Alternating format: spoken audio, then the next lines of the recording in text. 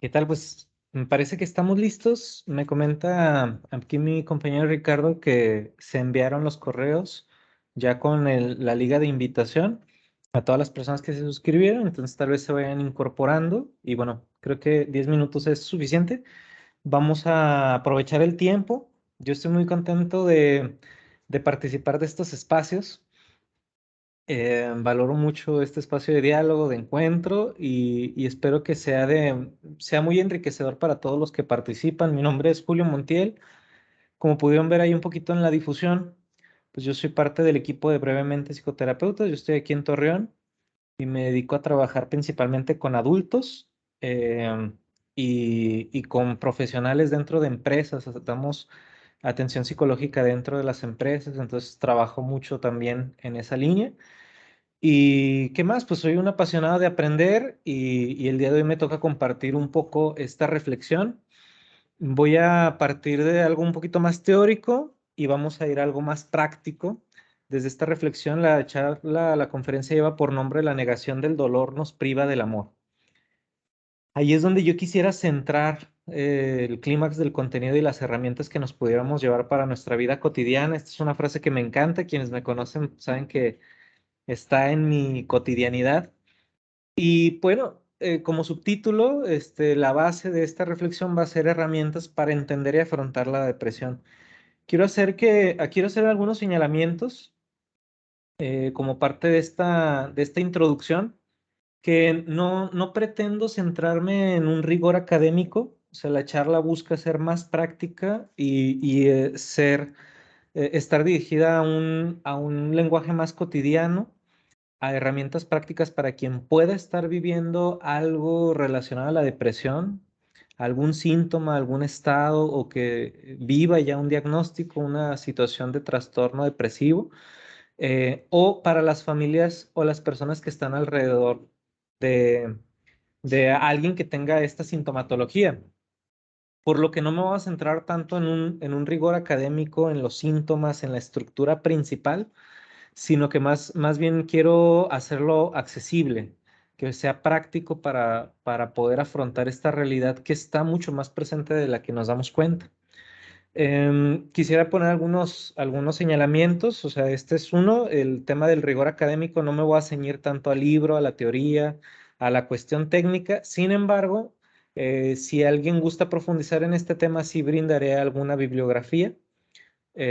Otro punto es que voy a estar muy pendiente del chat. Si van surgiendo comentarios y preguntas, yo me voy a ir de corrido con la parte que es más teórica y luego voy a hacer una pequeña pausa para preguntas y ya hacemos luego retroalimentación para aprovechar al máximo el tiempo, porque tal vez algún comentario, alguna duda se pueda tocar más adelante. Como les comentaba, pues hablaremos de la depresión. El objetivo de esta pequeña charla es poder brindar un itinerario de trabajo personal. No es una cátedra, no es un caso clínico, no voy a centrarme en la parte de psicopatología, no es algo académico, es un itinerario para la vida cotidiana donde poder entender este fenómeno, eh, poder entender un poco de las causas y qué hacer para afrontar la depresión en la vida cotidiana. Entonces, espero que ese objetivo lo podamos compartir, lo hagamos nuestro y que las reflexiones, las preguntas y los comentarios vengan de allí. La charla la voy a dividir en tres momentos. En la primera parte, que es más teórica, que es más del pensar, voy a hablar de la depresión y la desmoralización. Voy a hacer un señalamiento y una diferencia para que las podamos ubicar en el radar, cuál es una y cuál es otra. Luego vamos a hablar de la parte del sentir. Vamos a hablar de dos conceptos que a mí me gustan mucho, que es caos y armonía, que ahí podemos estar entendiendo un poquito de relaciones objetales. Vamos a ver el terreno del sentir y luego qué podemos hacer. Y ahí voy a hablar de la negación y del dolor. Ahí es donde ya presentaremos un itinerario de trabajo que es muy sencillo, muy práctico y que yo espero que pueda dar mucha claridad a esta realidad. Bueno, aclarado el objetivo, conociéndonos un poquito, me gustaría que en el chat me fueran dejando también quiénes son, de dónde vienen, si nos encontraron por Facebook, por redes sociales, si ya forman parte de brevemente de esta comunidad y que en el chat podamos irnos conociendo. Voy a comenzar con el primer punto, depresión. desde esta línea voy a dar algunos conceptos básicos para hacer una diferenciación y voy a hablar de la sintomatología. Entonces, desde esta parte, quiero hacer un señalamiento y una diferencia entre lo que es desmoralización y depresión. En nuestro lenguaje cotidiano es muy común que digamos, es que me siento, ando depresivo, me siento deprimido, pero no necesariamente nos referimos a lo que en la práctica psicoterapéutica es una depresión, sino que ese lenguaje cotidiano lo podríamos entender más bien como un estado de pena o de desmoralización. La desmoralización es un estado de ánimo, es un estado que puede estar presente hoy, incluso puede ser muy intenso durante el día de hoy, pero que no se prolonga, no afecta la vida cotidiana y no tiene relación con otros factores de riesgo relacionados a la depresión. O sea, puede estar relacionado a un evento, como por lo general un evento que genera angustia o pena, que puede ser una discusión, una separación, un despido, puede ser una mala respuesta de una persona querida y me genera un estado de desmoralización, de pena, me siento triste, mis emociones pueden ser muy intensas, muy reactivas, puede haber melancolía incluso, puede haber desánimo, eh, pero esto no se prolonga ni afecta mi psique ni mi vida cotidiana. Entonces, hay que entender que podemos tener estados depresivos o de desmoralización y la depresión como tal, que es de la que voy a hablar el día de hoy. La desmoralización pues tiene algunas características, se relaciona a un evento, como les decía, hay emociones positivas también, o sea, puedo estar desmoralizado, pero luego me dan una noticia y me puedo reír y puedo estar alegre y puedo tener un momento de disfrute y luego viene otra vez el recuerdo y mi estado de ánimo cambia. Entonces puede haber cierta ambivalencia que no se vuelve peligrosa, que es parte de ese estado. Em, Sin embargo, hay una característica, o sea, no está acompañado de sentimientos de inutilidad y de autodesprecio, que esos son características em,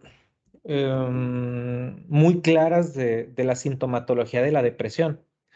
Entonces, vamos a ver que la desmoralización son estados de ánimo que todos vivimos. Una mala noticia, un rato de tristeza, puede durar días, pero no se prolonga en el tiempo ni afecta la vida cotidiana como el trabajo, las relaciones interpersonales, sino que es más bien un estado de ánimo. Incluso puede haber intermitencia, o sea, puede que hoy lo sienta y al cabo de 3, 4 semanas lo vuelvo a sentir, o sea, puede pasar mucho eso. Pero la depresión sí tiene muchas más variables, hay una sintomatología mucho más profunda y ahí es importante entender que incluso puede tener vínculos y en mi familia, mi mamá, mi papá, algún tío, familiares cercanos han tenido algún trastorno depresivo, de algún tipo, o distimia o persistente. Yo, puede haber casos en los que yo tenga una predisposición por mi familia a eso. No solamente por el tema genético, no es que sea algo meramente heredado, aunque puede haber casos, ahorita lo vamos a ver, pero más bien por mera disposición del ambiente. O sea, yo puedo tener esa propensión, o sea, ¿cómo se llama? Sí, pues predisposición a generar un trastorno depresivo del que vamos a hablar. Sí pueden influir factores genéticos, sí hay tema de neurotransmisores, que puede haber una desregularización de cómo están funcionando mi sistema endocrino y a lo mejor no estoy generando cierta hormona o hay un fallo por ahí o una deficiencia de litio y todo eso puede afectar a que inherente a mi estado de ánimo, fuera de mi control, yo pueda desarrollar un trastorno depresivo mayor y esta sintomatología que es mucho más prolongada en el tiempo y que afecta la vida diaria de manera muy, muy fuerte y que incluso puede llegar a generar una ideación suicida o un intento suicida. Entonces, en esa línea es muy importante entender que ya la depresión puede haber muchas causas hereditarias, genéticas, de neurotransmisores, de hormonas, que incluso pueden estar vinculadas a mi alimentación o a alguna otra enfermedad. Por ejemplo, hay ciertos tumores, ciertas enfermedades que pueden generar un trastorno depresivo mayor, o sea que hay comorbilidad, se le dice. Entonces, en esa línea, eh, es muy diferente a la desmoralización. Y en esta parte también hay factores psicosociales como el estrés, algún duelo que se prolonga en el tiempo, un duelo no trabajado correctamente, no resuelto, que puede llegar a convertirse en un estado depresivo mayor fuerte. Entonces vamos a entender un poquito la diferencia cuando hablamos de depresión y cuando hablamos de desmoralización. Em, Hay una sintomatología muy clara que brevemente la voy a mencionar para avanzar a la parte del itinerario.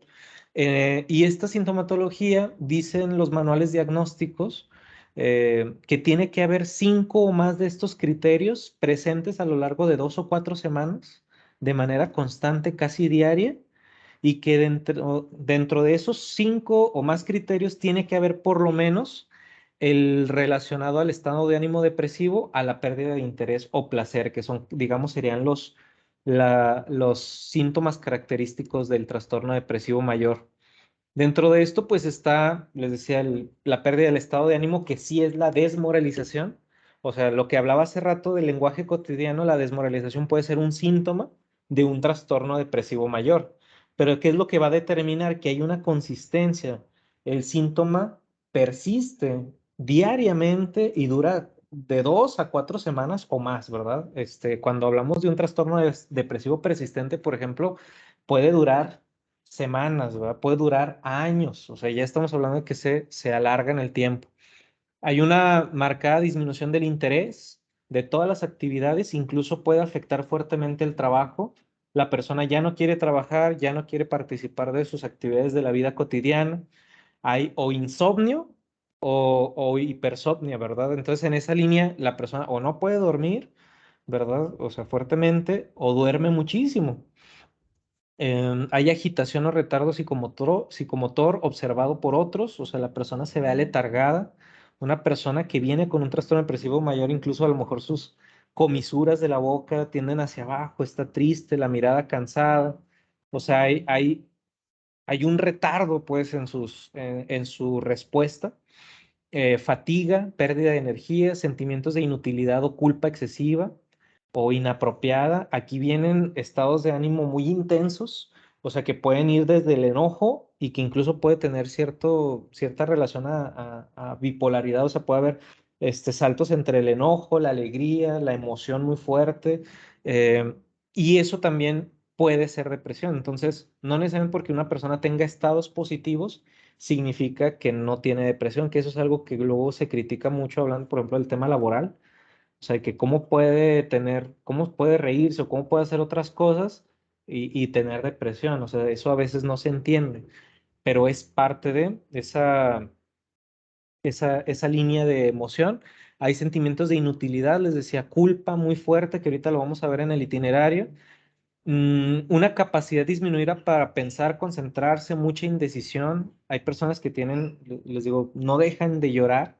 Incluso la misma bibliografía habla mucho sobre que hay personas que llegan al punto de que se terminan sus lágrimas, o sea, ya no pueden ni siquiera llorar ni experimentar otras emociones. Hay una desensibilización, o sea, están en un estado de ánimo plano, pues, o sea, con desgano, asedia pensamientos. Y bueno, el que más nos preocupa, va relacionado también a la vida cotidiana, pues es el tema de la muerte pues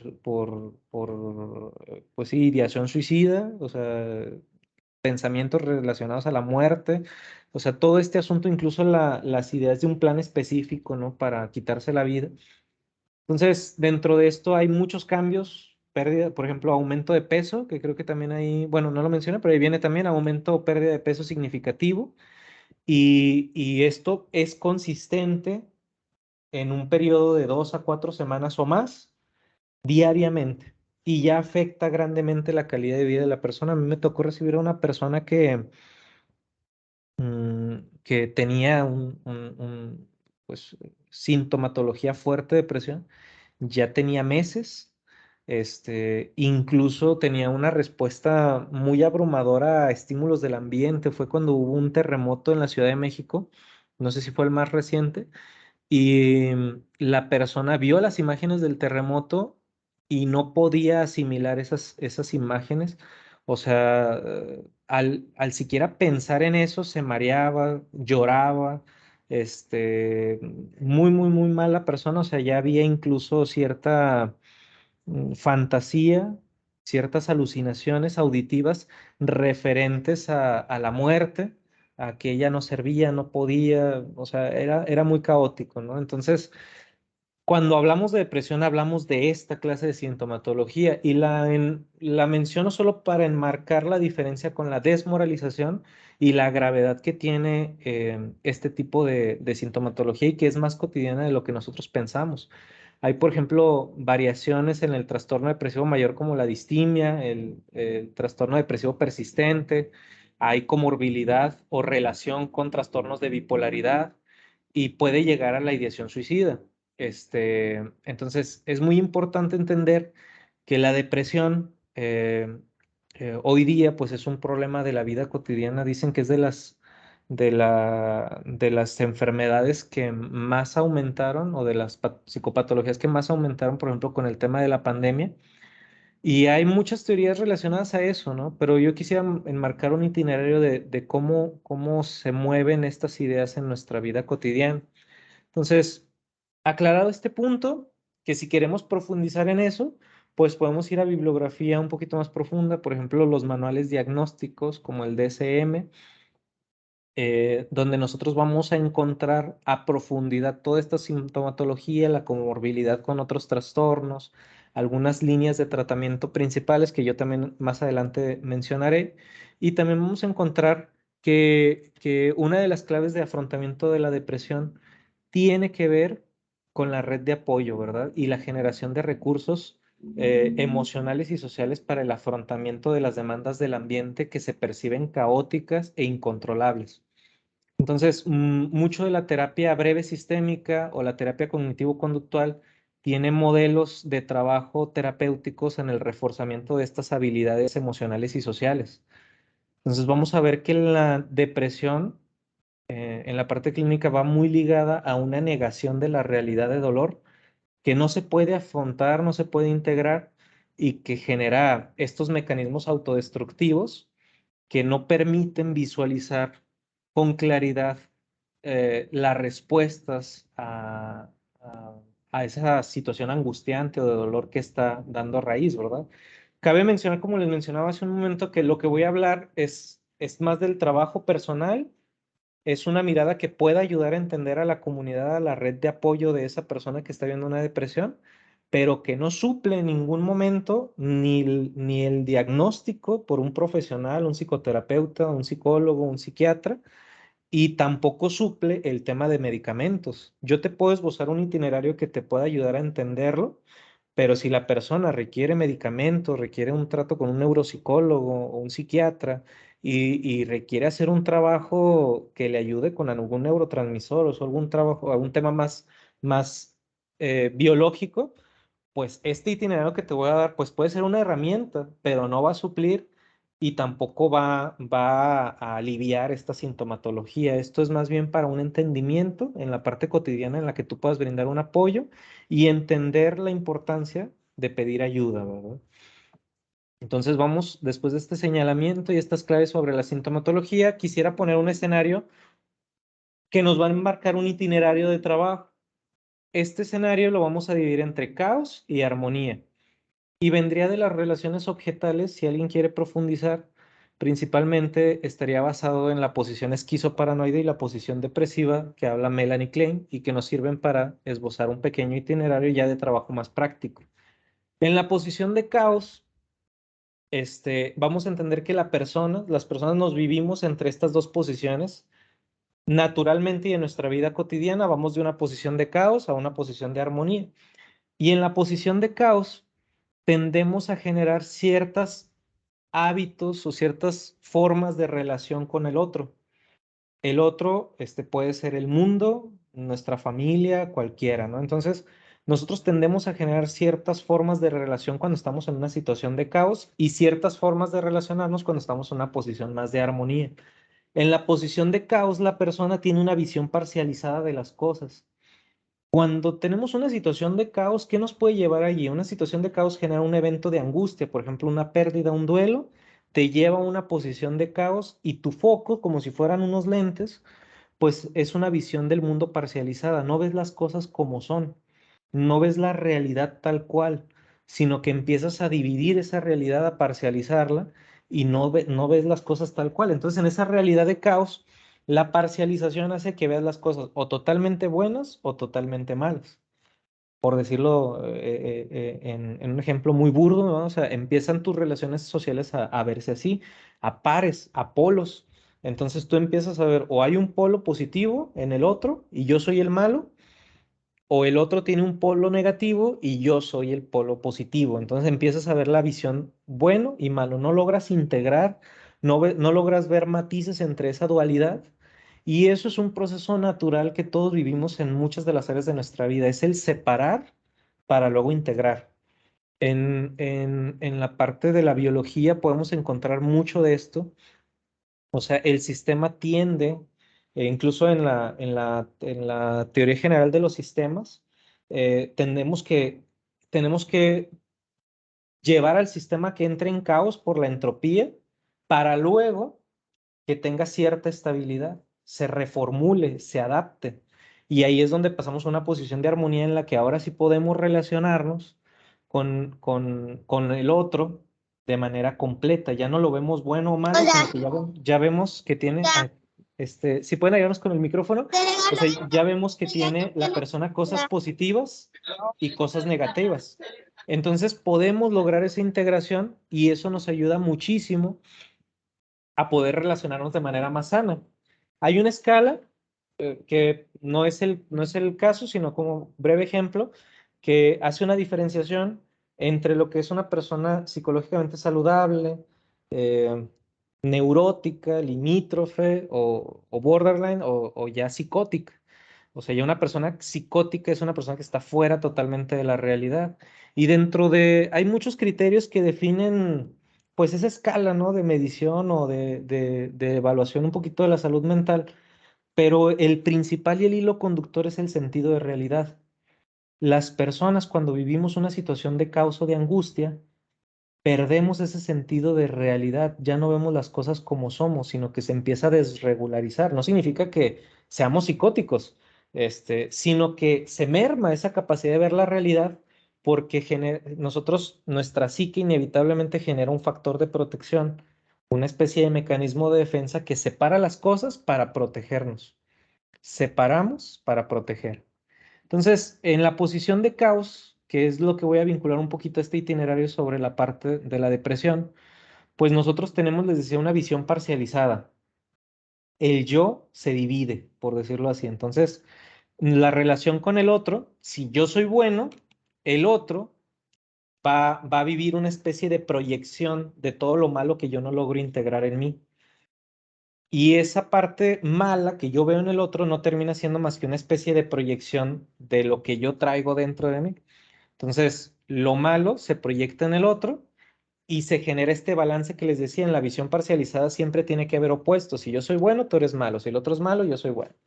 Entonces, en esa línea, la proyección genera esta relación de antítesis, de confrontación, de polos opuestos. En la visión de caos yo necesito dividir para poderme relacionar. Entonces, volviendo a la escala que yo les decía, ya no veo las cosas como son en la realidad, sino que las veo a través de un foco, unos lentes que yo le pongo, o sea, una especie de cristal con el que empiezo a ver a la otra persona. Y esa persona ya no la veo realmente como es, sino que solamente puedo ver lo malo. O sea, esa visión parcializada es necesaria, es parte del afrontamiento de una situación negativa en nuestra vida y pasa a la inversa. Este, Hay veces que yo puedo depositar lo bueno en el otro desde esta visión parcializada, lo idealizo, tiendo a idealizar al otro y en esa línea yo me convierto en el malo, ¿verdad? O sea, tiene que haber siempre esta relación parcializada. Esto es una característica bien importante de lo que vamos a ver para entender el tema de la depresión.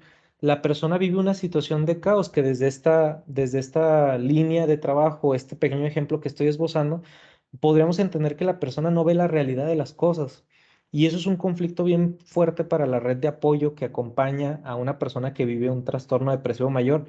que no entiende que la persona no puede ver la realidad de las cosas y la persona, nosotros a lo mejor como red de apoyo a lo exterior, le decimos, oye, es que date cuenta de todo lo que vives, de todas las cosas buenas que tienes en tu vida, de las personas que te aman, date cuenta de tu trabajo, tienes salud, tienes vida. Entonces las personas tratan de argumentar desde esa línea, pero no entienden que desde la visión de caos donde está la persona no puede ver eso, solamente puede ver lo negativo, o sea, su visión está mermada, su sentido de la realidad, y no hay un punto de comparación en el que él pueda ver tonos grises.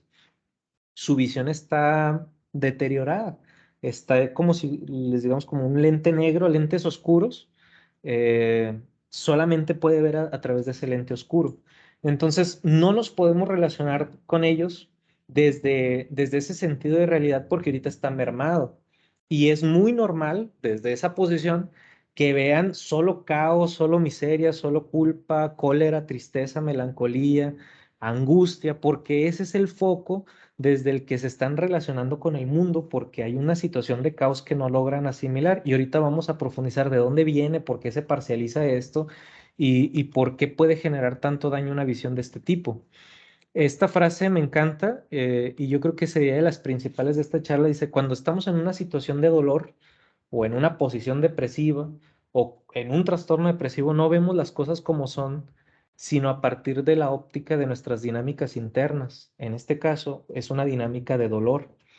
Es una dinámica de dolor que no se puede afrontar y se tiende a proyectar en el mundo. Vamos a entender que cualquiera de estos mecanismos o incluso esta misma condición o este trastorno, este fenómeno, tiende a ser un recurso de nuestra mente, de nuestro organismo para afrontar una situación o una demanda del ambiente que nosotros no podemos controlar y la mente se fragmenta, no sabe cómo hacerlo. Entonces, como cuando tu abuelita tenía los listones para tejer y todos enredados en una canasta, tú necesitas separar primero para luego hacer un vestido, tejer algo, ¿no? Tejer un gorrito, una bufanda.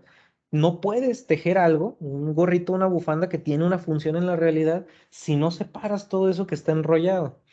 Entonces, la persona primero separa, o sea, lo malo y lo bueno.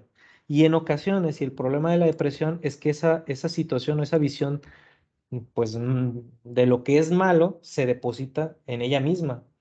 Entonces, si nos volvemos a esta diapositiva un poquito, yo termino siendo el malo, ¿verdad? Y todo el mundo y todos los demás, o sea, yo veo las cosas desde esta posición. Espero que lo puedan ver bien en sus teléfonos, en sus computadoras. Yo soy malo, o sea, y termino haciéndome esa idea parte de mí, la habitúo, me seduce, la consiento, la integro, me la creo y empiezo a ser consciente de que yo soy malo.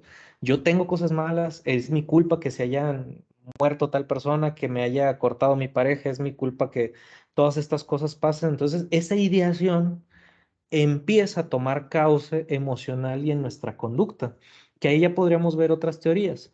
Pero bueno, como marco de referencia estoy hablando como esto si fuera un terreno. Este es el terreno desde donde ve la gente. La posición depresiva es una posición de caos. Entonces, en esa línea, en esta posición de caos, la mente inconsciente, en la negación del dolor, que ahorita vamos a ver la importancia del dolor y qué es la negación, limita nuestra capacidad de pedir ayuda. Como yo no puedo ver las cosas como son, sino a través del dolor, eso afecta mi capacidad de intervenir en el mundo. Si yo no soy consciente de la realidad, yo no puedo transformar esa realidad. Si yo no acepto que las cosas son, no puedo cambiarlas, no puedo integrarlas y no puedo afrontarlas. El problema de la negación inconsciente es que yo en mi fantasía puedo negar lo que yo quiera. Es una fantasía de dolor, yo puedo negar lo que yo quiera, pero no puedo negar las consecuencias de esa fantasía. Y las consecuencias de esa fantasía son reales. Entonces, es muy importante porque eso limita nuestra capacidad de intervenir en el ambiente y en el mundo y por lo tanto afrontar una realidad. Es lo primero que hacen las personas al recibir, por ejemplo, una situación, una noticia fuerte, por ejemplo, de pérdida. Lo primero que hacemos es negar para afrontar, es una defensa, es un recurso, por eso no tenemos que satanizar esto porque es una especie de recurso y lo que nos está diciendo todas estas sintomatologías es que la persona ya no sabe cómo afrontar ese dolor. Entonces llega una situación, una noticia en la que le dicen, oye, ¿sabes qué? Falleció. perdón, falleció tal persona. Y lo primero que hacemos es, no, no es cierto, no puede ser, estás bromeando. O sea, buscamos negar esa realidad porque si es verdad eso, es tan destructivo que ya no sabría qué hacer. O sea, me lastima, me genera mucha angustia, mucho dolor que no puedo aceptar, no puedo integrar. Entonces lo niego, niego para defenderme. Pero este es nada más un paso necesario para luego integrar. Pero si yo me mantengo en esa negación, si yo me mantengo consintiendo esa idea de que eso no es verdad, no es cierto, entonces eso se empieza a convertir un hábito. Y ese hábito en nuestras relaciones genera autodestrucción, porque todas las decisiones que tomamos a partir de la negación generan autodestrucción. Y esas decisiones, esa repetición, ese consentimiento de esas ideas genera ahora sí hábitos, formas de relacionarnos y modifica nuestra personalidad y nuestra psique hasta que se puede convertir en un trastorno, en una patología que nos autodestruye.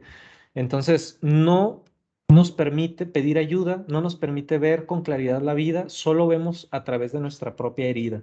Cuando estamos en una posición depresiva, no vemos las cosas como son, sino a través de nuestra herida. Y ahí es donde quisiera pasar a la tercera parte de esta pequeña charla, que es la negación y el dolor, y marcar ahora sí un itinerario en el que podamos entender de una manera muy simple, muy, pues sí, muy de la vida cotidiana, el cómo se manifiesta esta defensa y qué podemos ir haciendo para afrontarla si es que vivimos algunos de estos pensamientos o conocemos a alguien que pueda estar viviendo una situación similar, porque ya vimos que no ve las cosas claras. O sea, ese recurso se mermó porque está en una posición de caos y se mermó para defenderse, porque es tan fuerte el dolor que está afrontando que no lo puede asimilar. Entonces, yo ya diciéndole desde la realidad, no lo voy a poder ayudar porque no me va ni siquiera a entender o no lo va a poder integrar. A lo mejor me va a poder escuchar, pero no lo puede procesar. Entonces, ¿qué es lo que tengo que hacer? Ayudarle a integrar ese dolor y esa experiencia. Entonces, tenemos que entender un poquito de lo que es la negación. Eh, Me gusta poner un ejemplo del tema físico, porque creo que también en la psique nos podemos relacionar desde allí, ¿no? Cuando tú tienes una herida física, una situación, te cortas, te caes, te golpeas la rodilla, te raspas fuertemente o incluso te quebras algo, una pierna, o sea, te desgarras un tendón en el fútbol, lo que sea.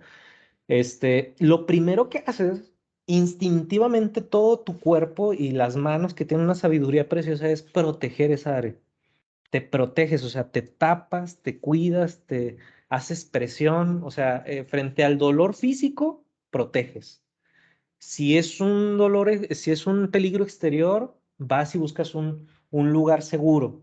Te cobijas, te proteges, te tapas, te tocas, ¿verdad? Y luego, ya que te proteges reactivamente e instintivamente, luego pides ayuda.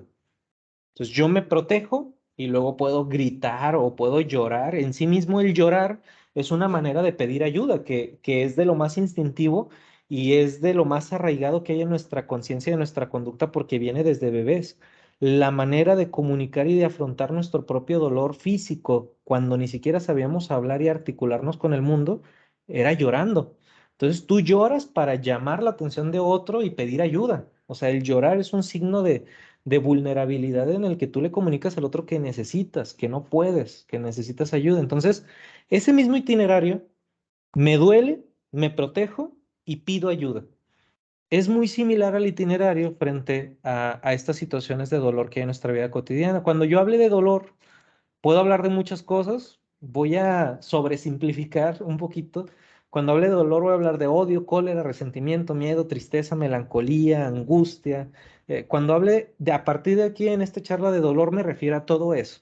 Entonces vamos a ver que la persona vive una situación de dolor, que puede ser todo esto, o una o varias de estas cosas que acabo de mencionar, y esto lo lleva a una posición de caos en la que parcializa, divide la visión del mundo para protegerse y que eso genera ciertas conductas, ciertos mecanismos de defensa que luego, si se consienten o que si no se integran en la realidad, o sea, si no se integra esa realidad de dolor, pueden evolucionar hasta convertirse en un trastorno grave y afectar ahora sí la vida cotidiana y los mismos hábitos de relación. Entonces, es bien importante que cuando yo hable de dolor me refiero a que el dolor es una experiencia inevitable en la vida. Y cuando hablamos desde la teoría general de los sistemas, nosotros en brevemente trabajamos bajo la terapia breve sistémica y entendemos que cualquier síntoma, cuando una persona llega al consultorio, cualquier situación de dolor que vive, de angustia, es una especie de signo, síntoma del sistema en el que hay un conjunto de cosas que hay que modificarse. O sea, que no viene solo de un núcleo, una causa específica. No es que tú seas malo, no es que sea culpa de tu mamá, no es que la gente del trabajo sea mala, sino que hay un sistema multifactorial, un sistema que está manteniendo ese síntoma para defenderse o asimilar o afrontar una realidad que es de dolor. Entonces nosotros tenemos que entender que esta situación de dolor es inevitable en todo sistema, el caos y el dolor es inevitable para que pueda haber una adaptación y un crecimiento. O sea, en nuestra vida nunca vamos a poder eliminar las situaciones de dolor o de estrés o de afrontamiento, demandas, siempre va a haber proyectos, siempre va a haber pérdidas, siempre va a haber renuncias, siempre va a haber un proyecto, o sea, siempre es inevitable. Sin embargo, mucha gente hoy día en lo cotidiano habla en redes sociales o cosas así de eliminar el estrés o de que siempre tenemos que estar felices o de que siempre tenemos que estar bien o de que hay que rechazar todo aquello que nos duele. Entonces buscamos tratamientos para que no nos duela o buscamos terapias o buscamos a quien nos lea las cartas o buscamos mil cosas para no sentir, para no afrontar ese dolor. Y la realidad, en una sabiduría que va incluso un poquito más allá de la psicología, que lo podemos ver en un pensamiento filosófico a través de muchas culturas, mucha literatura, mucha poesía, podemos entender que el dolor es una de los fenómenos más importantes para el afrontamiento y el desarrollo de las potencialidades de la persona. Y es algo inevitable que nos construye. Entonces, bien importante entender que nuestro sistema, nuestra vida, nuestra cultura, cuando hay dolor, nos invitan, incluso en nuestra cultura mexicana, que es un poquito más arraigada, nos invitan a negar ese dolor. Negamos todo aquello que pueda generar miedo, todo lo que te pueda hacer o presentar como vulnerable, todo lo que te pueda poner en una situación de dolor, lo negamos. En nuestra cultura estamos acostumbrados a negar el dolor.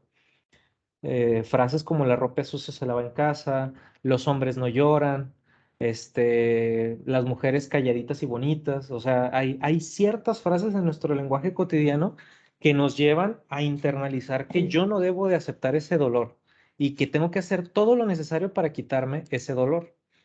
Entonces, ¿qué pasa? Así como en el dolor físico, en el ejemplo que les ponía, si tú te quebras la rodilla, te lastimas, te cortas, te proteges y luego pides ayuda. Nuestra mente frente al dolor también hace algo similar. Frente al dolor psicológico, la herida o todo esto que hablábamos, la manera de protegerse en nuestro cuerpo es parcializar y dividir, negar la realidad como un mecanismo de protección. Y ese ejercicio de negar la realidad de dolor es, digamos, la cuna y la base, es donde vive, donde hace su nido toda esta sintomatología de depresión de la que hablábamos al inicio y la desmoralización. O sea, en la negación de esa realidad de dolor es donde nosotros cultivamos todos estos trastornos o patologías. Sin embargo, la negación no, el que tú tengas una realidad de negación o niegues algo frente a un dolor psicológico no significa que vas a tener depresión o otro trastorno. Al contrario, esta negación es un recurso de afrontamiento. Yo primero separo, divido, para luego relacionarme e integrar. Entonces, yo frente a la realidad de negación, este, separo para luego integrar, para luego asimilar esa realidad. Entonces, tenemos que ver eso. El problema que es que yo busco tener a través de la negación cierto control en la fantasía. O sea, busco desde la fantasía relacionarme con ese dolor. Es una falsa sensación de control.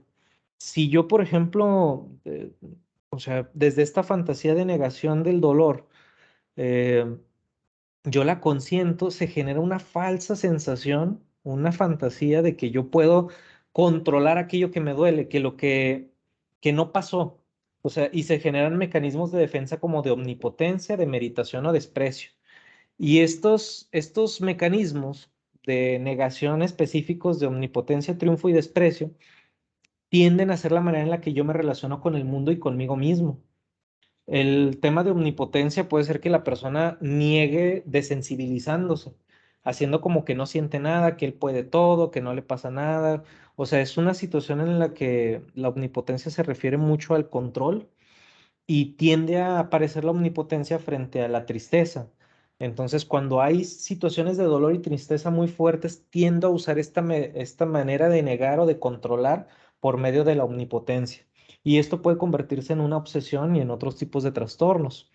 El triunfo igual, busco de alguna manera mecanismos de compensación en los que, a pesar de que hay algo que me duele, hay algo que me genera placer. Y yo a través de la búsqueda del triunfo, que también puede estar muy vinculado a conductas de desorden sexual, busco tener una fantasía de control frente a la realidad de culpa, de odio, de cólera, de tristeza, de miedo. Y la de meditación, que sería la principal de la que vamos a hablar, es en la que yo niego demeritando o destruyendo al otro. O sea, por ejemplo, la de meditación es minimizar, es hablar mal, es castigar. La de meditación es esa manera en la que yo no puedo afrontar que esto me duele, así que lo destruyo. Lo niego, pero destruyéndolo, ¿no? No como en la omnipotencia en el triunfo, que busco compensarlo o que busco hacer como que no existe. En la de meditación destruyo totalmente. Y ese mecanismo de defensa de meditación es la base de relación de la posición de caos, que frente a una situación de dolor en la que yo consiento la demeritación como un hábito, la vuelvo parte de mi manera de relacionarme con el mundo, se puede convertir en un trastorno depresivo. ¿Por qué? Porque la depresión es una negación de la realidad en la que yo destruyo. Entonces, como yo no puedo de alguna manera, este, liberar o afrontar ese odio, esa cólera, esa tristeza, ese miedo, esa angustia, la vuelco hacia adentro y me culpo por no poder, todo lo que no le puedo hacer al mundo, me lo hago a mí mismo, por decirlo de alguna forma. Todo ese enojo que no puedo verbalizar, todo ese miedo que no sé cómo afrontar, lo convierto en una especie de garras, de arma en la que por medio de la demeditación me ataco a mí mismo. Y esa es la clave de la depresión. Hay teóricos que dicen que la depresión es una profunda cólera y enojo, en la que yo no puedo sacar ese enojo, no lo puedo afrontar, no lo puedo gritar, no lo puedo decir, y lo que hago es lanzar ese enojo contra mí mismo, culpándome, castigándome. ¿Y cuál es la manera de castigándome? Privándome de las cosas que me hacen bien, privándome de comer, privándome de dormir, privándome de trabajar. Entonces me castigo a mí por todo lo que yo no puedo verbalizar y expresar al mundo. Los otros dos mecanismos que puse son meramente de referencia, pero la de meditación es la base de la conducta depresiva. Entonces yo me deprimo, me ataco, o sea, todo lo que no puedo hacer, me lo hago a mí mismo. Y se convierte en un hábito que puede evolucionar, como les decía, a un trastorno depresivo, a una ideación suicida, porque fíjense, la de meditación es destruir aquel dolor, destruirlo. Y si yo soy el culpable en la posición de caos, recuerden, yo no puedo ver las cosas como son, sino desde este cristal en el que yo me veo a mí como el causante o el culpable de ese dolor, entonces tengo que destruir ese dolor. Y ahí es donde la ideación suicida tiene sentido. O sea, porque si yo soy el culpable de todo esto y yo soy el malo, pues entonces me tengo que eliminar, me tengo que anular, me tengo que destruir, en este caso, matar, me tengo que quitar la vida para poder resolver esta situación de dolor. O sea, fíjense cómo desde la negación tenemos a tomar malas decisiones. Toda decisión que tomamos desde la negación, tarde que temprano genera autodestrucción, porque son decisiones que vienen desde la fantasía, desde una visión parcializada en la que deposito mi dolor afuera, en otro, en el mundo, en mi trabajo, en mi pareja, en mi papá, para yo poder relacionarme con eso. Entonces, esa manera en la que me relaciono con ese dolor es a través de la demeditación y la autodestrucción. Y como yo de alguna forma no puedo gritarle, ni puedo gritarle a Dios, ni puedo gritarle a mi papá, ni me puedo enojar con mi hermano, ni con mi pareja, entonces como me siento imposibilitado de poder transformar esa realidad, me demerito y me destruyo a mí mismo. Y la depresión, si se fijan, toda la sintomatología que vimos hace rato, no es más que un ataque contra el sí mismo. Me privo, me castigo, porque es la manera de relacionarme con mi dolor. Estoy de alguna manera intentando demeritar y destruir ese dolor porque no sé cómo relacionarme con él. Es un niño. Tendemos a ser infantiles frente al dolor. En esa línea tendemos a destruir ese dolor y a castigarlo. Entonces, muy importante, aquí pongo esta imagen en la que a mayor manifestación de negación, en este caso de la negación de meritación, omnipotencia, triunfo o cualquier otro mecanismo de defensa que conozcan o se les pueda ocurrir, a mayor mecanismo de defensa, mayor dolor, odio, cólera, resentimiento, miedo y tristeza. Entonces, esto quisiera que en la parte de la vida cotidiana nos pudiera ayudar a tener como una especie de rayos X, que frente a estas situaciones de conductas desadaptativas, depresivas, lo que nos está queriendo decir la persona es que de fondo hay un dolor, una situación, una herida que no está sabiendo cómo afrontar. Hay una situación, una angustia que no sabe cómo afrontar y este termina siendo un recurso que habituado termina convirtiéndose en un trastorno. Entonces, muy importante entender que a mayor manifestación de la negación, mayor dolor, con todo lo que eso implica. Entonces, ¿cuál es la clave para afrontar tanto a nivel físico como a nivel psicológico?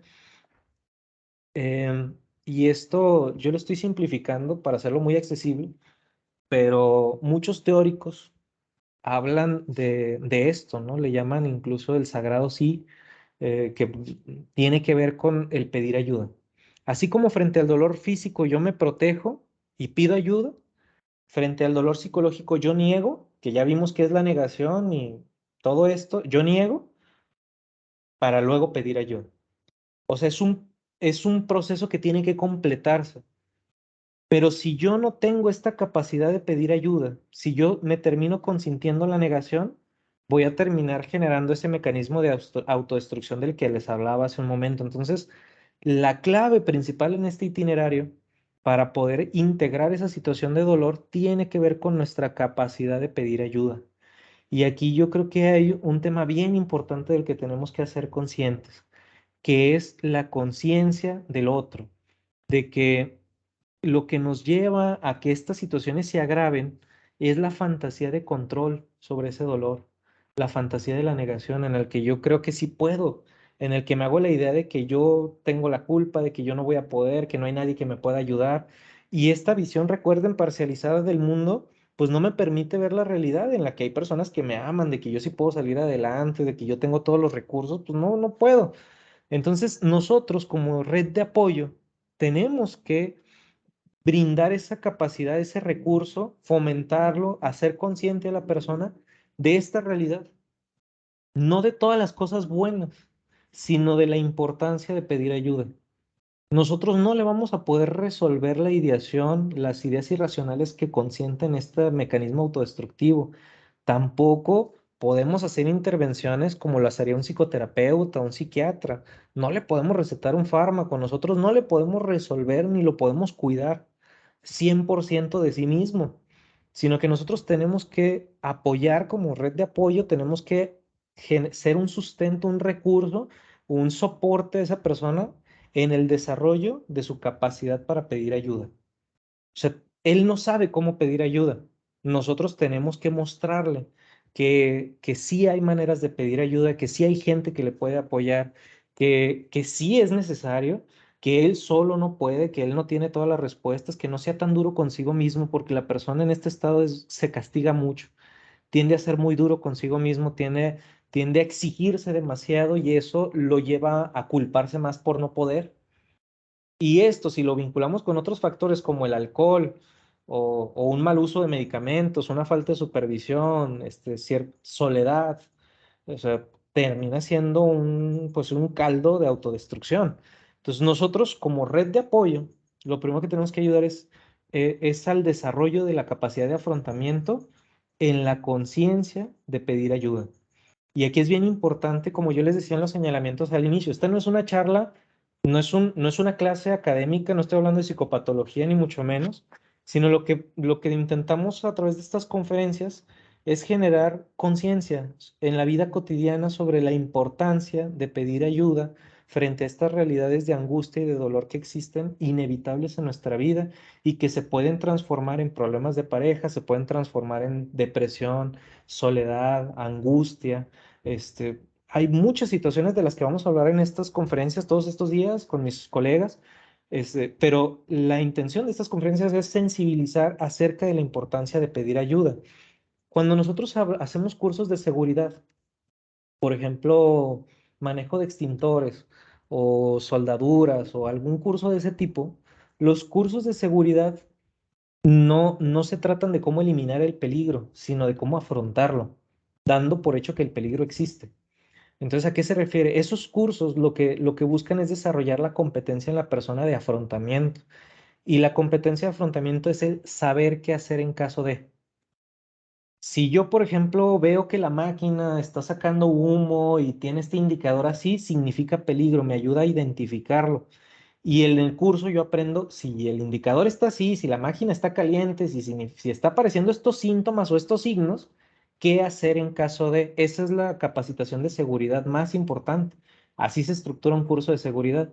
Y lo que nosotros buscamos en estos espacios de cursos es aprender a identificar estos fenómenos de los que luego aparentemente hay una conciencia de mayor, hay una percepción de mayor conciencia de salud mental, pero no se enseña a identificar, o sea, identificar las señales. O sea, si la persona tiene estos síntomas, estos signos, puede estar teniendo un problema de este tipo. Entonces, ¿qué hacer en caso de? Y lo que yo le diría a las personas en lo cotidiano, a las madres de familia, a los compañeros, a los amigos, a los novios, a los esposos, sería nosotros tenemos que ser conscientes de que esa persona no está viendo las cosas como son, sino a través de la realidad de dolor. Y tenemos que ser un soporte en el desarrollo de esa capacidad para pedir ayuda. Eso es lo que tenemos que hacer de un inicio. Ese es el itinerario. Frente al dolor, la persona va a negar. Y en esa negación, si la consciente, se va a autodestruir. Y ahí hay muchos trastornos, muchos síntomas. Lo que nosotros tenemos que apoyar es al desarrollo de esa capacidad de pedir ayuda, que eso es algo de lo que poco se habla. Tendemos a negar la vulnerabilidad. Incluso el tema de ir a terapia tiende a ser algo secreto, de lo que todavía hay muchos paradigmas, muchos estigmas en los que si yo voy ahí, eso es malo, ¿qué me van a decir? Hay todavía mucha bruma que gracias a muchos de estos esfuerzos, pues se va concientizando cada vez más, porque lo vimos ahora en la pandemia, mucha ansiedad, mucha depresión. México se convirtió en uno de los países con más intentos de quitarse la vida, intentos de suicidio en el mundo durante la pandemia. Entonces eso nos da signos de que hay una situación importante de dolor que no estamos atendiendo, una herida que nadie nos enseña. Si tú desde niño te enseñan a cuidar todo tu cuerpo, te enseñan a lavarte los dientes, te enseñan a bañarte, te enseñan a tener higiene corporal, a cortarte las uñas, todo eso. Si te cortas, te enseñan a lavarte, a desinfectarte, a ponerte un curita. Es algo que todos, hasta un niño pequeño lo sabe hacer, pero no nos enseñan a tratar las heridas psicológicas. Y no nos enseñan que esa realidad de angustia y dolor va a aparecer inevitable en nuestra vida y no nos enseñan a qué hacer en caso de. Y yo lo que diría que a lo mejor esto no resuelve todo, pero el punto de partida como red de apoyo y en la conciencia personal, si tú estás viviendo algo de esta situación de la que yo he estado hablando de esta charla, es la conciencia del pedir ayuda, que es bien importante, que nosotros solos no podemos. Aquí voy a hacer algunos señalamientos, o sea, nosotros no podemos hacer todo, no lo sabemos todo, no todo nos sale bien, a veces perdemos, a veces hay gente que se va, o sea, las cosas no siempre salen como las planeamos, hay personas que nos pueden hacer daño consciente o inconscientemente, que tenemos carencias y necesitamos y en ocasiones no podemos afrontar ni nuestra propia vida. O sea, y eso es válido, es normal, es aceptable. y a todos nos va a pasar en determinado punto de nuestra vida y tenemos que ser conscientes de esa vulnerabilidad y aprender a pedir ayuda, porque hay situaciones de las que yo no voy a poder salir solo. Si no somos capaces de decirles aquello que nos duele a las personas a quienes amamos, entonces ¿a quién? ¿Verdad? O sea, y no por eso digo que no vas a ir con un psiquiatra, un médico, un psicólogo, o sea, sin embargo, el que nosotros vayamos en desarrollando esa capacidad de pedir ayuda va a ser la mejor higiene emocional que nosotros podamos tener. Así como tenemos una higiene física, cuidamos nuestros alimentos, cuidamos nos lavamos las manos. Así debemos de aprender a tener higiene emocional, que es un concepto del que creo que poco se está hablando. Entonces, en esa línea, importante aprender a pedir ayuda como parte del trabajo de este itinerario. Frente al dolor y la herida psicológica, nosotros nos protegemos negando, y aquí es bien importante pedir ayuda reconociendo nuestra vulnerabilidad. Y eso es algo que sí podemos apoyar a la persona como red de apoyo. Eso sí es algo que podemos hacer, de lo que podemos estar presentes. eh, ¿Y qué es lo que pasa? Que de alguna forma las personas que estamos hacia alrededor, lo primero que hacemos es negar que la otra persona se sienta mal. ¿Y qué le decimos? No llores, no te sientas mal, ven, vamos a salir para que te distraigas, ven, vamos a hacer como que no pasa nada. Y esa persona, lo único que nosotros estamos haciendo con la mejor intención de ayudar es fomentar o reforzar la negación que lo está llevando a ese proceso de autodestrucción. Nosotros tenemos que ayudarle a conversar, ayudarle a ser consciente de ese dolor, de que es válido sentirse mal, es válido que no puede, es válido pedir ayuda y canalizar. Ahí es donde nos toca a nosotros canalizar con un profesional, en este caso con un psicoterapeuta o un psicólogo que le va a poder dar un diagnóstico, va a decir, ¿sabes qué? Tú vete con un psiquiatra, tú vete con un neuropsicólogo, a lo mejor vamos a hacerte ciertos análisis, y el profesional tendrá otras técnicas, otras herramientas para poder apoyar a esta persona a afrontar este dolor. Desde estas conferencias no nos toca eso, nos toca desde la vida cotidiana cómo apoyar a la persona para afrontar esa realidad de dolor. Por eso me gusta esta charla, esta frase con la que titulé la charla, que la negación del dolor nos priva del amor. O sea, me fascina. Fue una conclusión de un proceso terapéutico que yo valoro mucho con un paciente y fue una conclusión de ese proceso decir, entre más niego esta realidad de dolor y de vulnerabilidad, más me alejo y me privo del amor que merezco, de la sanidad, del desarrollo de mis propias potencialidades, más me autodestruyo. Entonces, ¿cuál es la invitación?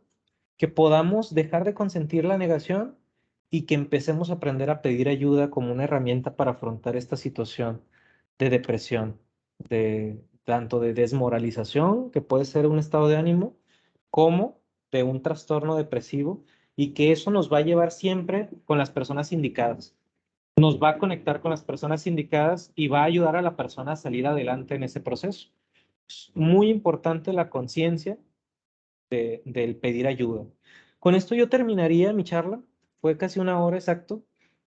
Y quisiera abrir un poquito el tema preguntas. Por ahí veo que algunos dejaron algunos comentarios en el chat. Voy a comenzar por ahí con el chat.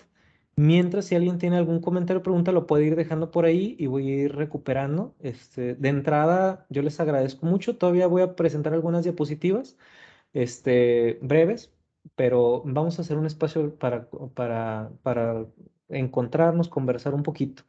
Veo que hay algunos estudiantes de psicología. Me da gusto que se hayan enterado de este espacio. Hay algunos que son psicólogos de Saltillo, Pachuca. Tenemos gente que viene de Tabasco. Les agradezco mucho su presencia y quisiera que pudiéramos también como psicólogos en esta conciencia, desde la promoción de la salud mental, poder mm, hacer más accesible estos contenidos a quienes nos rodean, ¿verdad? O sea, creo que mucho de este ejercicio de divulgación científica es hacer accesible ya en la universidad, ya en el consultorio, pues hay que llevar toda la formalidad, la cuestión técnica, la academia, como debe de ser, con un buen sustento y preparación. Sin embargo, en estos espacios buscamos más ese lenguaje más cotidiano y coloquial que espero que se pueda ver Entendido. Dice, ¿qué pasa? Dice Lisette, ¿qué pasa cuando no tienes tan presente la sintomatología de la depresión, sin embargo ya llevas semanas así? Pues eso es un poquito de lo que mencionaba. Dice, ¿qué pasa? Que no tienes presente y ese es uno de los principales problemas. O sea, cuando yo no sé, es cuando se agrava el problema, ¿no? Por eso creo que estos espacios son de conciencia, aprender a identificar. Y esto es un ejercicio de higiene emocional. Es lo que yo les decía, como en un ejercicio de seguridad o cuando hacemos la inoculación del estrés por medio del afrontamiento de los factores de riesgo psicosocial. Nosotros afrontamos y desarrollamos recursos por medio del conocimiento. Conocimiento es control y desde el conocimiento podemos afrontar.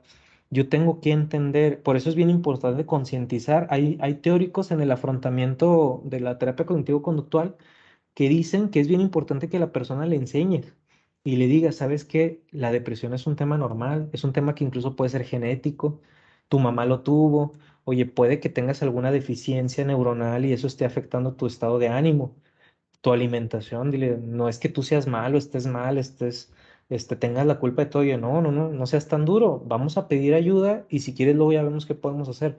O sea, nosotros tenemos que informar. O sea, ¿qué pasa, dice Lisette, cuando no se tiene tan presente la sintomatología? La negación se consiente y la autodestrucción se mantiene. Entonces, bien importante informar. Eso es informar sobre qué puede ser. Dice, soy Arturo Sandoval de Jalisco, estudiante de psicología. Arturo, muchas gracias por estar aquí. Ángel Torres, egresado de la Facultad de Psicología. Me encanta que hay muchos colegas por aquí. Soy de Chilapa, del estado de Guerrero. Muchas gracias por acompañarnos. Esther, trabajadora social en Monterrey. Qué bueno que te enteraste y que nos acompañas. Dice Lorenzo. Hola, ¿qué tal? Buenas noches. ¿La grabación se subirá a Facebook o alguna red? Sí, Lorenzo, estamos, todas estas conferencias, también una que tuvimos del suicidio hace unas semanas, lo que vamos a hacer es subirlas tanto a nuestra página de YouTube, a nuestra página web, y esperamos que puedan ser compartidas a futuro. Entonces, claro que sí. Igual síguenos en redes, ahí en Facebook, donde te enteraste en brevemente para poder verlos cuando estén ya publicadas. Y se puede tomar como ideación suicida el dejar de tomar medicamentos que sabes que se necesitan. Fíjate que ese es un tema bien interesante porque no sé si en lo técnico podríamos decir así tal cual que sea una ideación suicida. O sea, sí habría que evaluar muchos otros, o sea, no como un diagnóstico, sino habría que evaluar otros factores, pero lo que sí creo que puede ser un mecanismo de autodestrucción. O sea, sí, es la búsqueda de la negación y la autodestrucción. Entonces, ¿qué pasa con los medicamentos? Y hay muchos debates y yo espero que en la charla que vamos a tener con Néstor, a las que los invito, o sea, él es nuestro neuropsicólogo y es una persona muy preparada y él nos puede ampliar un poquito más en este tema del uso del medicamento, pero hay muchos debates en los que los mismos profesionales, los psiquiatras, quienes medican pues dan estas indicaciones de tomar medicamentos, de que siempre debe ir paralelo un proceso de trabajo personal y un proceso de supervisión y una red de apoyo. O sea, el medicamento por sí mismo ayuda, regula, o sea, te da cierta claridad y si hay una deficiencia neuronal y etc., va a ser muy importante, pero debe ir siempre acompañado de un proceso psicoterapéutico. Entonces, sí podríamos decir que es un mecanismo de autodestrucción, de negación, refuerza la negación. Si yo sé que ese medicamento me ayuda a estar en la realidad, pero esa realidad es algo que yo no quiero afrontar, pues me lo dejo de tomar para de alguna manera negar ese dolor y esa angustia. Ese es el problema, que la depresión es muy seductora, tiene un saborcito rico, o sea, es seductora, te convence de que ahí te vas a proteger, o sea, que ahí estás bien, o sea, que todo lo demás no tiene solución, que no puedes hacer nada, que tú eres el culpable. Entonces, sí hay cierta seducción ahí, y no lo digo en un sentido positivo, o sea, sino que es atrayente, te vuelve adicto un poquito a ese estado. Entonces, si yo sé que el medicamento me va a alejar de ese estado y me va a obligar a afrontar mi trabajo, mi pareja, mi realidad, mi herida, mi dolor, pues me dejo de tomar el medicamento. Tiene que haber un proceso de integración de esa herida y de esa vulnerabilidad. Dice Carolina Flores, la depresión, desde la perspectiva del adulto mayor, me gustaría saber cuál es su punto de vista en relación perdón Carolina, se cortó un poquito el mensaje, al adulto mayor. ¿Cuál es la perspectiva desde el adulto mayor? Bueno, ahí ya a lo mejor desde el tema del adulto mayor, que nuestra compañera Nicté, que está trabajando actualmente con adultos mayores, creo que ella en sus conferencias también podría ser un tema a abordar interesante. Yo creo que ahí hay otros factores, pero el mecanismo sigue siendo el mismo. Lo que traté de esbozar en esta charla es una especie de esqueleto de cómo se puede estar relacionando y viviendo la persona en ese estado y las consecuencias que puede tener. Yo pienso que la figura cambia o la situación, por ejemplo, ya las preocupaciones o los dolores son otros, eh, pero el mecanismo es el mismo. Te voy a compartir un estudio que viene en un libro que es uno de esos que les llaman, donde yo crecí, un tumbaburro, ¿no? De esos que te dan en la uni, es de Desarrollo Humano de Kyle. Y es un libro, seguramente lo vieron los que son psicólogos por ahí en sus currículas. Y Kyle hace una investigación en Estados Unidos con adultos mayores y analizan enfermedades crónicas degenerativas y evalúan por qué hay ciertos adultos mayores que en las mismas condiciones, con la misma alimentación, deterioran más rápido que otros. O sea, por qué algunos incluso mueren más rápido, por qué se deterioran o tienen trastornos de este tipo. Y lo que concluye el estudio es que, y es muy interesante, que las personas que tenían una vida espiritual o mística más activa, religiosa, tendían a tener un estado de salud mejor y afrontar mejor sus enfermedades crónicas. Y digo, fuera del tema espiritual, que ahí, con mucho respeto, cada quien puede tener como su perspectiva y puede haber algo también de resonancia ahí. La conclusión del estudio es más psicológica, porque lo que analizaban es que estas personas que tenían este pensamiento religioso, tenían este esquema de pensamiento en el que le decían a su figura divina, decía, ¿sabes qué? Te dejo en tus manos todo lo que yo no puedo afrontar. Y eso liberaba mucha angustia y les daba la claridad para sí afrontar aquellas de las que sí tenían control. Entonces, te dejo a mis hijos, te dejo al mundo, te dejo a la guerra, te dejo todas estas cosas que me duelen y eso les permitía poner atención en ellos, en su alimentación, en su bienestar, en su salud. Y aquellos adultos mayores que no tenían una vida religiosa tan activa tendían a estar sujetos a la angustia de las cosas que no podían controlar y pensando en sus hijos y pensando en sus nietos y pensando en el trabajo y pues su condición física pues ya no les permitía ni trabajar ni hacer nada. Entonces lo único que hacía esa angustia y así lo hice el estudio, era matarlos. Eso es muy fuerte, muy poderoso. Si se fijan, estamos hablando del mismo mecanismo. A lo mejor estos adultos mayores lo hacían desde la religiosidad, pero tenían este músculo, esta capacidad de pedir ayuda más reforzada que los otros.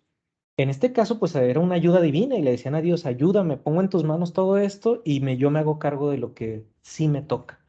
Y estas personas no sabían pedir ayuda. Digo, no necesariamente es que tuvieran que creer en Dios, sino que a lo mejor este ritual religioso les articulaba y ponía en acción ese músculo de pedir ayuda, entonces era mucho más difícil para ellos. Entonces, esa sería como un poquito mi perspectiva. Si te fijas, yo te diría, el mecanismo es el mismo, nada más que las figuras y los problemas son otros ya. O sea, son otros, pero el mecanismo creo que puede ser muy similar. Dice por aquí también, Jacqueline se puede tomar, bueno, Carolina, bueno, ese era mi comentario, Carolina. Luego tenemos aquí a Estela Morales, dice, ¿cómo se puede identificar qué es lo que detona un estado depresivo si se activó laboralmente? Mira, vamos a sintetizar esto discúlpeme si estoy pecando mucho de simplificar, pero lo voy a intentar hacer muy, muy concreto. O sea, ¿cómo se puede identificar? ¿Qué es lo que detona? Hoy día es bien importante entender, hablando solo del tema laboral, el tema de los factores de riesgo psicosocial, ¿verdad? Los factores de riesgo psicosocial son estímulos negativos, demandas del ambiente que pueden impactar en mi salud si yo no tengo conocimiento y control de esas demandas del ambiente. La clave para afrontar laboralmente las demandas del ambiente tiene que ver con el conocimiento y el control. Yo les recomendaría mucho leer a Karasek y a Sigris, Karasek sería como el padre del estrés. Y vamos a ver que sí el tema del estrés y la presencia de estos factores de riesgos puede ser una de las causales de un estado depresivo como el que mencioné hace rato en la charla. Entonces, lo que dice Karasek es que los factores de riesgo enferman cuando no se tiene control sobre las demandas del ambiente. Traducido, Karasek Control dice conocimiento. Si yo no sé qué hacer en caso de, esas demandas me van a destruir. Entonces, ¿qué es lo que pasa mucho con el trabajo? Que se exigen muchas cosas de las que tú no tienes control. Y esa situación genera un caos, una confrontación, dice Karasek, que vuelve tu reacción adaptativa enfermiza. Entonces, incluso hay estudios que dicen que se reduce el hipotálamo y hay un montón de cosas. Entonces, ¿qué puedo hacer para identificar lo que detona un estado depresivo laboralmente? Yo te diría que hay que hacer un buen diagnóstico de factores de riesgo psicosocial. O sea, hoy día pues ya entró en vigor la norma 035. Si también requieren apoyo con eso, es muy importante. Em, pero en sí, sí ya lo llevamos más al tema, eso hablando de lo laboral, estructural, empresarialmente, pues si lo quieres ver así, debe haber un tema de evaluación de esos factores de riesgo y desarrollo de recursos de afrontamiento de esos factores de riesgo. Ahí creo que profundizar en la norma 35, Karasek, Sigris, Villalobos te puede servir mucho. En el tema personal, ¿cómo identificar qué es lo que detona un estado depresivo? Pues llévate este esqueleto que estuvimos viendo. ¿Qué detona? La negación de una realidad de dolor, la falta de la conciencia de vulnerabilidad. O sea, si yo no soy capaz de pedir ayuda, si mi trabajo, fíjate, eso puede ser un indicador medio simplificado, pero interesante de evaluar. Si en mi trabajo no hay este ánimo de colaboración, si yo no puedo pedir ayuda a mi jefe, si me siento acorralado y solo, tal vez pueda hacer un trabajo que te pueda llevar te predisponga a estas conductas, ¿verdad? Porque frente a las demandas del ambiente que en el trabajo son muy claras, muchas exigencias, si tú no tienes a quién pedir ayuda, con quién respaldarte, pues eso va a generar negación, autodestrucción, ¿verdad? Te diría esas dos cosas simplificando muchísimo y pecando un poquito de eso.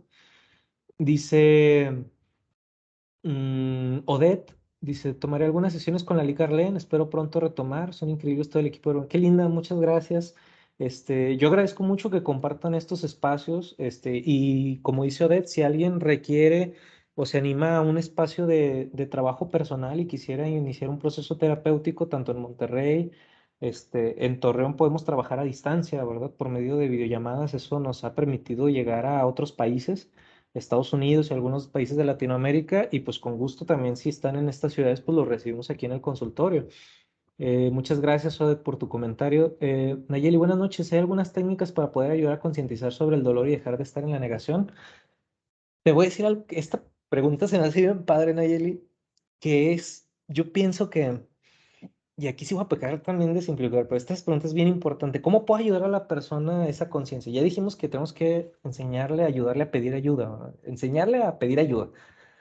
Pero ¿cómo le ayudo a afrontar ese dolor, esa vulnerabilidad? Y el punto de contacto principal, Nayeli, así yo lo he visto así en la terapia y todo, es el reconocimiento del propio dolor. O sea, ¿qué te diré? Sí es bien importante que como red de apoyo tú puedas también ser consciente de tu propia realidad de dolor, porque ese va a ser el camino de integración del otro, ¿verdad? O sea, ahí sí yo lo veo bien palpable, el que tú tengas un trabajo personal en el que tú tengas este fantasma, este dolor, esta sombrita cerca, la sepas, te sepas relacionar con ella, la sepas integrar. El propio dolor te va a dar mucha claridad para mostrarle el camino de afrontamiento del dolor del otro. Entonces, creo que como red de apoyo, el llevar un trabajo que refuerce esta capacidad de pedir ayuda, el afrontar nuestro propio dolor, nuestros miedos, odio, cólera, resentimiento, tristeza, va a ser la mejor herramienta mediante la cual yo voy a poder ayudar. Y esto lo veo en las madres, o sea, cuando traen a los hijos que traen alguna situación depresiva, la mamá niega totalmente.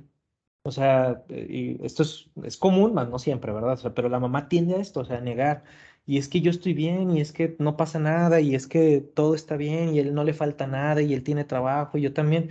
Pero cuando escarbas, pues te das cuenta que también la misma señora trae una realidad bien fuerte que si ella no logra ver y afrontar, difícilmente va a poder apoyar ese afrontamiento en el otro, ¿verdad? Entonces, también el aceptar ese dolor, ¿verdad? El compartir el dolor, el tener ese momento también de intimidad con el otro, el decir, oye, pues me siento así. Eso incluso está demostrado en muchos estudios que hablan sobre técnicas en terapia cognitivo-conductual. Se le llama en psicología social la autopersuasión.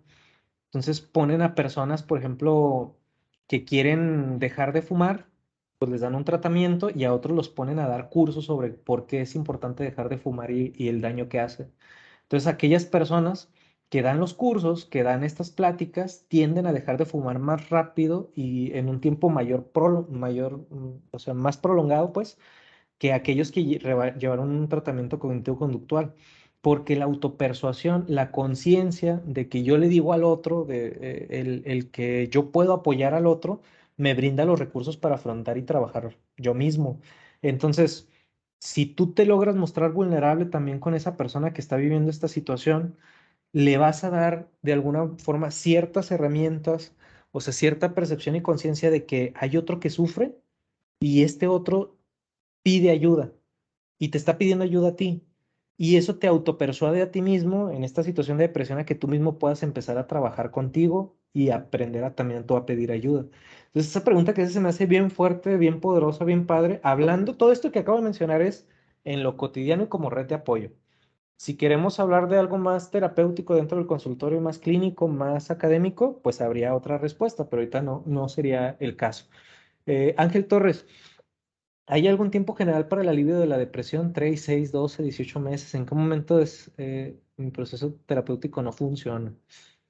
Uy, no, esa pregunta no, o sea, no hay un tiempo, o sea, hay casos muy fuertes, por ejemplo, la terapia breve sistémica mediante la que nosotros trabajamos, este, tiene esta premisa del tiempo, o sea, son procesos breves en los que buscan centrarse en las soluciones y resolver.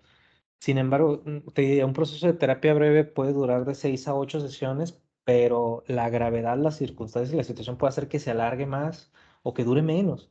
O sea, el proceso terapéutico va a estar sujeto al profesional, al estilo de terapia, a los recursos, ¿cómo se dice? Al contexto y a la red de apoyo que tenga la persona. Entonces, muy multifactorial, porque a lo mejor si estás trabajando desde una terapia de esclarecimiento, con un enfoque psicoanalítico, pues a lo mejor 6 semanas, 8 semanas es nada para un proceso de afrontamiento desde ese modelo, ¿verdad? Incluso siendo breve, porque hay también modalidades breves en el acompañamiento psicoanalítico, pero a lo mejor en ese modelo es poco tiempo.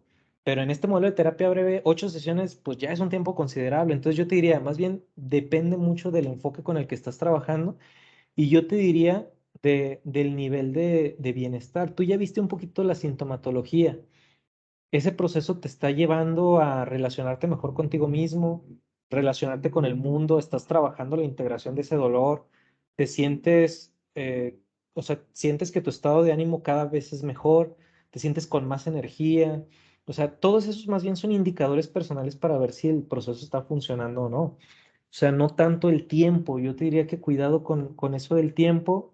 No hay una periodicidad, sino que más bien evalúes, definas. Nosotros hacemos esto mucho, NICTE, este, yo le he visto hacerlo con una maestría y Arlen, que es el clarificar una meta. O sea, tú ve a tu proceso terapéutico con una meta clara y empieza a generar indicadores de esa meta y sobre eso defines si te está funcionando o no. O sea, estás encontrando lo que estás buscando o no y es válido buscar otras opciones y otros profesionales. O sea, te diría, no te cuestiones tanto en el tiempo. Dice, ¿podría repetir esa parte, por favor, que las personas que piden ayuda o tienen esa idea religiosa, qué pasa?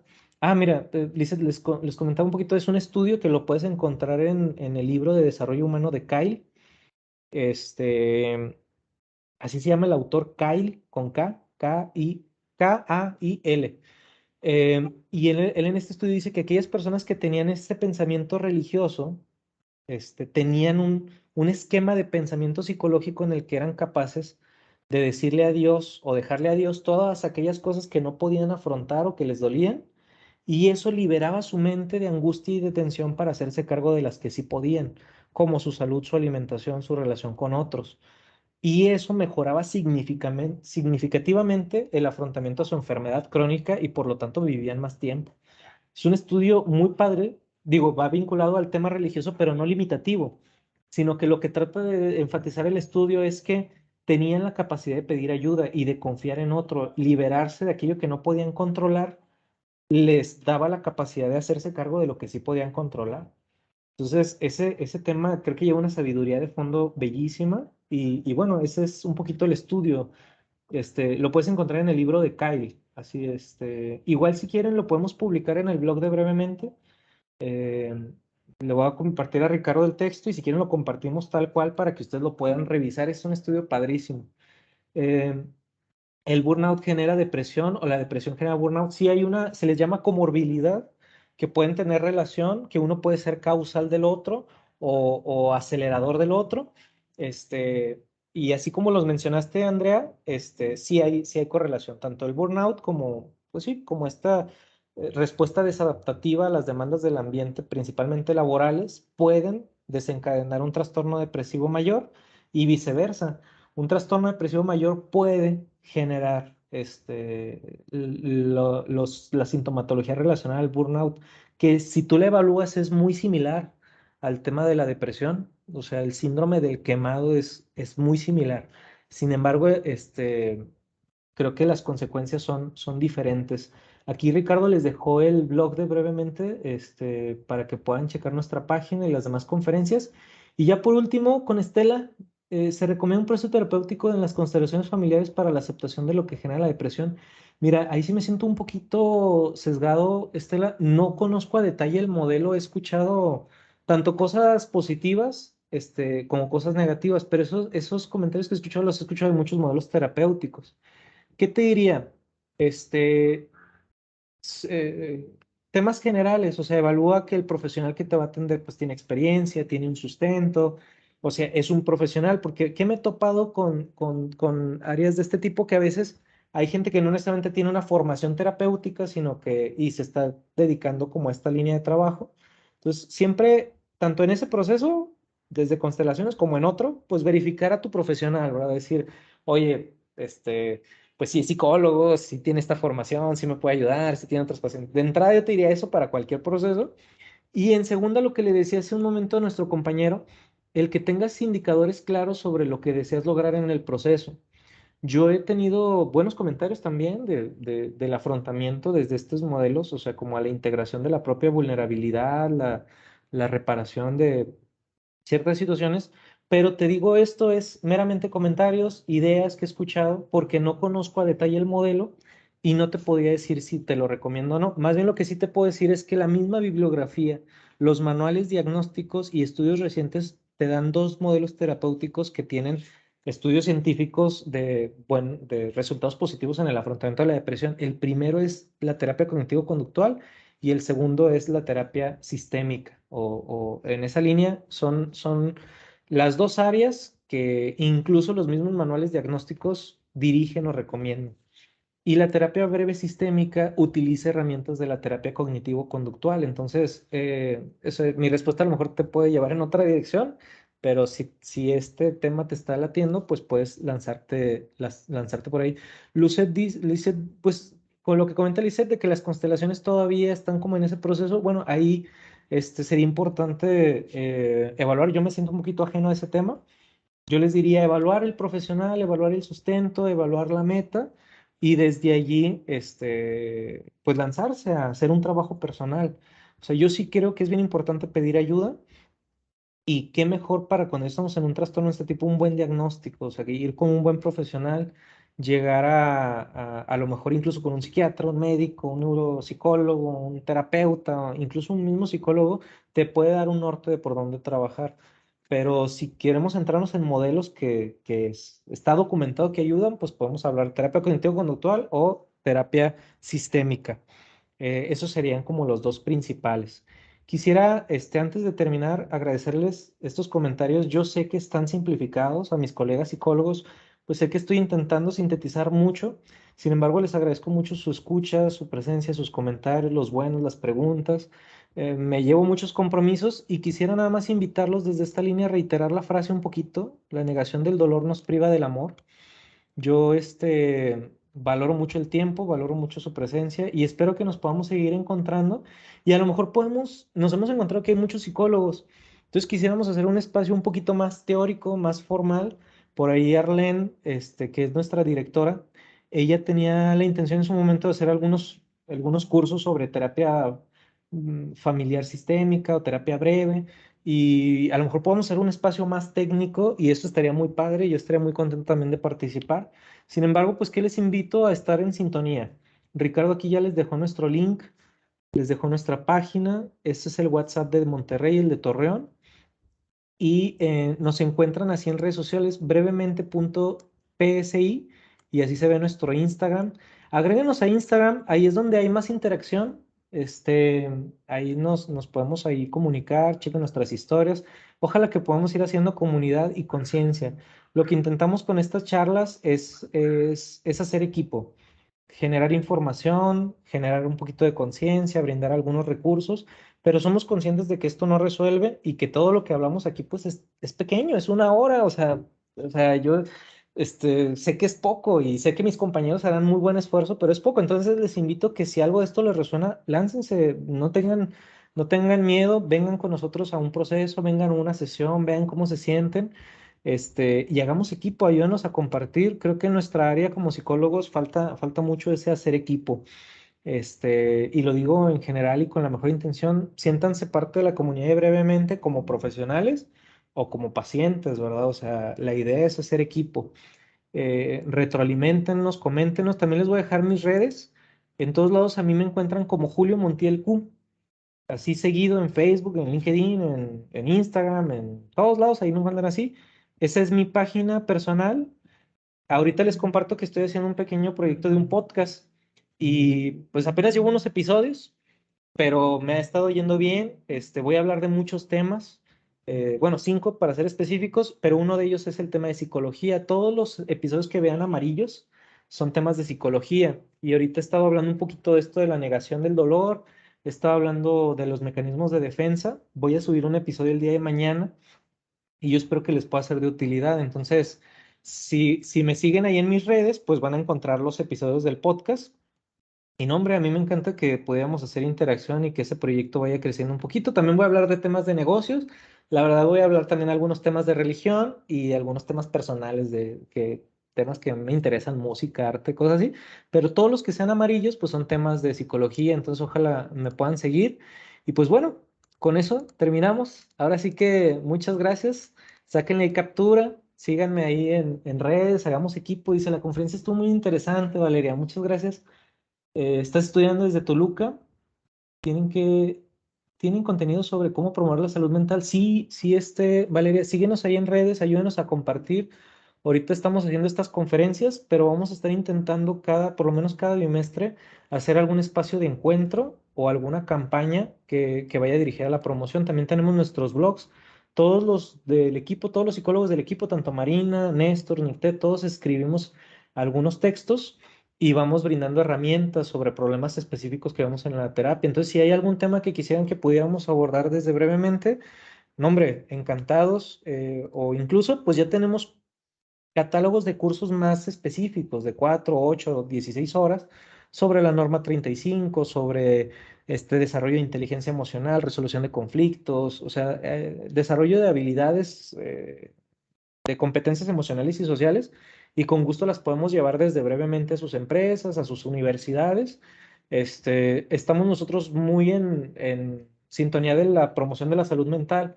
Entonces, si en tu escuela quisieras alguna plática, alguna conferencia, pues con todo gusto podemos hacer algún pro bono gratuito. O si desean un curso ya más contundente, más elaborado, pues con gusto y con una sonrisa bien grande, pues les podemos mandar una cotización que también estaremos bien contentos de poder trabajar juntos. Pero cualquiera de las dos, siéntanse en mucha confianza. Arlene es nuestra directora. Ella está en Monterrey y ella pues es la que nos va dirigiendo. La pueden seguir a ella también en sus redes. Y ya T, Marina, Néstor, Laura y yo pues estamos en el equipo de trabajo aquí con los pacientes. Entonces estamos a la orden. Ojalá que puedan tomar muy en cuenta esto y que pues nos podamos seguir encontrando en otros espacios. Yo de mi parte pues ya con esto terminaríamos. Agradezco mucho los comentarios de Noemí, Jacqueline, Guadalupe. Este... Bueno, pues, ¿qué más? Muchas gracias. Un abrazo grande en la distancia y ojalá que nos encontremos en redes. Bye bye.